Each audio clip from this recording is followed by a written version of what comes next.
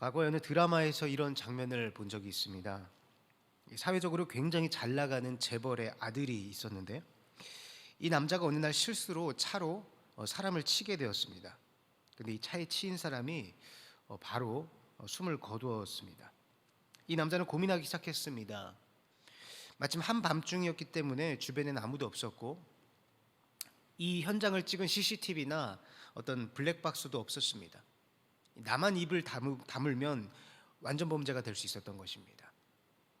결국 이 남자는 이 사고 현장을 몰래 떠나버렸는데 불행인지 다행인지 그 장면을 목격한 사람이 있었습니다. 그 사고 현장에서 그렇게 멀지 않은 벤치에 누워 있었던 한 노숙자였습니다. 이 노숙자는 결국 이 재벌 아들에게 접촉을 해서 돈도 뜯어내고 계속 협박을 하게 됩니다. 이 재벌 아들은 자신의 범죄가 세상에 드러나는 것을 막기 위해서 이 노숙자가 협박하는 대로 이리 휘둘리고 저리 휘둘리며 살아가게 됩니다. 이 평소에 재벌 아들이 노숙자를 눈여겨보기나 했겠습니까? 겉으로 보기에는 어느 것 하나 남부러울 것 없는 엘리트 중의 엘리트였지만 이 죄의 약점이 잡히는 순간 그동안 사람 취급도 하지 않았던 이 거리의 노숙자 한 명에게 휘둘리며 살아가게 된 것입니다. 제가 오늘 본문의 다윗을 묵상을 하면서 떠오른 어느 드라마의 한 장면이었습니다.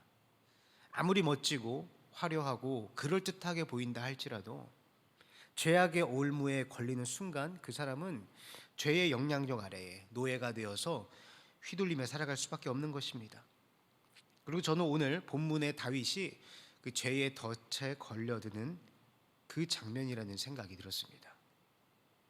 오늘 본문의 내용은 사울의 추격을 버티다 못한 다윗이 결국은 이 이스라엘과 적대적인 관계에 있는 블레셋에 망명을 하는 그런 장면입니다. 얼핏 봐도 이해가 잘 되지 않습니다. 다윗에 대해서 조금이라도 알고 계신 분들은 이 다윗이 그리고 당시 이스라엘이 이 블레셋이라는 나라와 적대적인 관계에 있었다는 것을 모르시는 분은 아마도 없을 것입니다. 그런데 왜 다윗은 블레셋으로 망명을 하는 것일까? 다윗은 오늘 본문 1절에서 이렇게 고백을 하고 있습니다.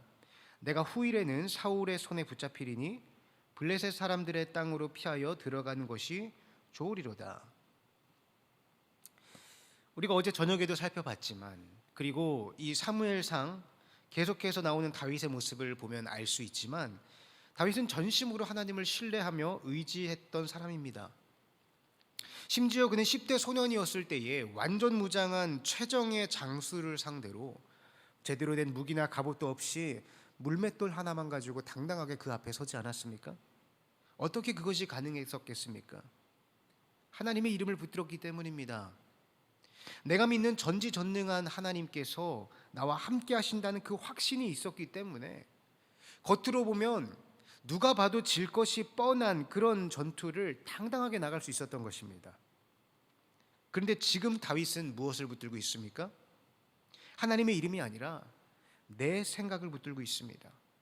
내 생각에 블레셋 사람들의 땅으로 피하는 것이 좋아 보였기 때문에 그는 지금 블레셋을 향하고 있는 것입니다. 왜 다윗이 이런 선택을 했을까요? 상황이 너무 어려워서 미처 깊이 생각할 틈도 없이 급하게 결정을 한 것일까요? 아니면 그 안에 굉장히 치밀한 정치적인 계산이 있었던 것일까요? 무엇인지는 알 수 없겠습니다만 어쨌든 한 가지 확실한 것은 하나님께 깊이 기도하면서 내린 믿음의 결단으로 보이지는 않는다는 것입니다. 왜냐하면 1절 전반부에 그는 이렇게 고백하고 있습니다. 그 마음에 생각하기를. 하나님을 붙들고 기도하는 것이 아니라 내 생각에 내 마음에 드는 생각을 붙잡았더니 두려운 마음이 샘솟듯 일어났다는 것입니다. 하나님을 붙들 때에는 가진 것 하나 없어도 물맷돌 하나만 가지고도 그 전쟁터를 향하여 당당하게 나갈 수 있었는데 내 마음을 붙드는 순간 온갖 세상의 걱정과 염려와 두려움들이 엄습해 온다는 것입니다. 성경에서는 다윗이 왜 이런 선택을 내렸는지는 더 이상 자세히 밝히고 있지 않기 때문에 우리는 이 정도까지 추측을 할 수 있겠습니다만 이 이후로 다윗은 오늘의 이 결정을 통해서 수많은 어려움이 찾아오게 됩니다. 그 자신을 두려워하고 미워했던 블레셋 관리들에게 생명의 위협을 당하는 것은 당연했고요. 와중에 그 가족들이 납치를 당하기도 하고, 심지어는 고국인 이스라엘을 상대로 전쟁을 치러야 하는 상황까지 맞닥뜨리게 됩니다. 결과적으로 하나님께서 개입을 해주셔서 너무나 다행히도 그 이스라엘과 전쟁을 하는 그 전투는 피할 수 있었지만, 만약에 정말로 다윗이 이스라엘과 전쟁을 치르기라도 했더라면 아마도 이 다윗이 이스라엘의 왕이 되는 그 과정은 말도 못할 정도로 어렵고 힘들어졌을 것입니다. 이처럼 오늘 본문의 선택은 정말로 다윗스럽지 않은 이상한 결정이었다는 것이죠. 저는 오늘 본문에 이 다윗의 일생을 묵상을 하면서 우리가 다윗을 존경하고 사랑하는 이유는 그가 완벽해서가 아니라는 생각을 다시 한번 하게 되었습니다. 만약에 그가 너무나 완벽한 모습만 계속 보여주었더라면 우리는 그를 존경할 수는 있어도 그를 사랑할 수는 없을 것입니다. 그를 내 인생의 롤모델로 삼기는 힘들었겠죠. 그러나 다윗 역시 우리와 똑같은 성정을 가진 연약한 죄인이라는 것이 너무나도 분명하게 우리에게 보여주기 때문에, 그러나 그 연약함에 머무르지 않고 내가 처한 상황에서 어떻게 하면 다시 하나님께 돌아갈 수 있을지를 끊임없이 기도하며 고민하며 나아갔기 때문에 우리는 그를 사랑하는 것입니다. 다윗이 뭘 그렇게 심각한 죄를 저질렀느냐고 반문하실지도 모르겠습니다. 생명의 위협을 받고 도망치는 사람이 다른 나라로 망명한 것이 뭘 그렇게 잘못한 것이냐고, 뭐가 그렇게 큰 죄냐고 생각할지도 모르겠습니다. 맞습니다. 사람이 살다 보면요, 때로는 도망가야 할 때도 있고, 때로는 다른 나라로 망명을 해야 될 만한 그런 어려움 가운데 놓일 때가 참 많지 않습니까? 그것 자체가 문제가 아닙니다. 그러나 우리가 분명히 기억해야 될 것은 성경에서 말하는 죄라는 개념이 어떠한 것이냐는 것입니다. 죄를 의미하는 하마르티아라는 히브리어가 관역을 벗어난 화살이라는 뜻을 가지고 있다는 것을 한 번쯤 들어보셨을 것입니다.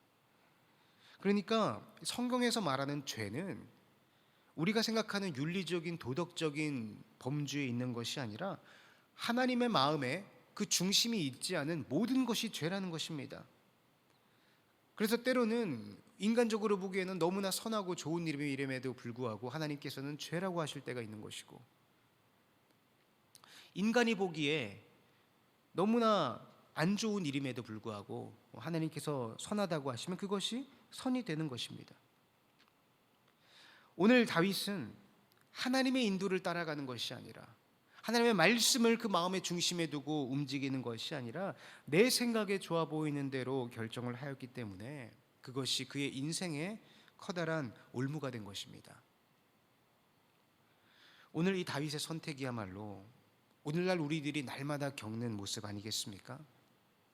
하나님을 믿고 하나님을 의지하고 하나님을 따라가야 한다고 수없이 우리는 입술로 고백을 하지만, 정작 현실의 갈림길 앞에서는 물맷돌을 들고 골리앗 앞에 서는 그러한 선택보다는 이 현실과 타협하고 블레셋으로 망명하고자 하는 선택이 훨씬 그럴듯하게 보일 때가 참 많다는 것입니다. 우리는 날마다 물맷돌과 블레셋 사이에서 고민하는 존재입니다. 그러나 하나님은 여전히 다윗에게, 그리고 오늘 우리에게 말씀하십니다. 신앙인으로서 이 험난한 세상을 믿음을 가지고 살아가는 것이 때로는 물맷돌 하나만 가지고 장수 앞에 서는 것처럼 무모해 보일 때가 있지만, 그러나 하나님을 붙들 때에 넉넉히 버텨내고 이겨낼 수 있는 힘을 주신다고 하나님께서는 분명히 약속하십니다. 사랑하는 성도 여러분, 이 한 가지 사실을 꼭 기억하시길 바랍니다. 우리는 죄에게 덜미를 잡히는 순간 그 죄의 세력에 덜미를 붙잡혀서 이끌려 다닐 수밖에 없습니다.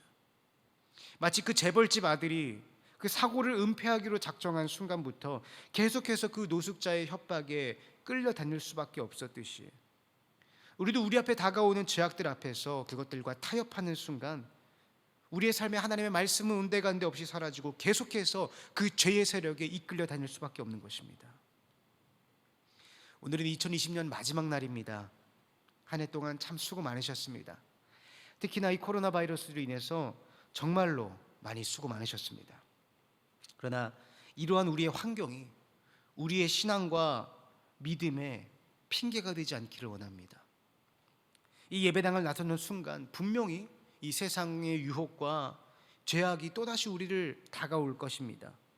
그러나 올해의 이 마지막 날이 죄에 휘둘리는 하루가 아니라 하나님을 전적으로 신뢰하며 그 하나님의 말씀을 마음의 중심에 놓고 이 어려운 상황을 뚫고 나아갈 수 있는 축복의 날이 되시기를 주님의 이름으로 축복합니다.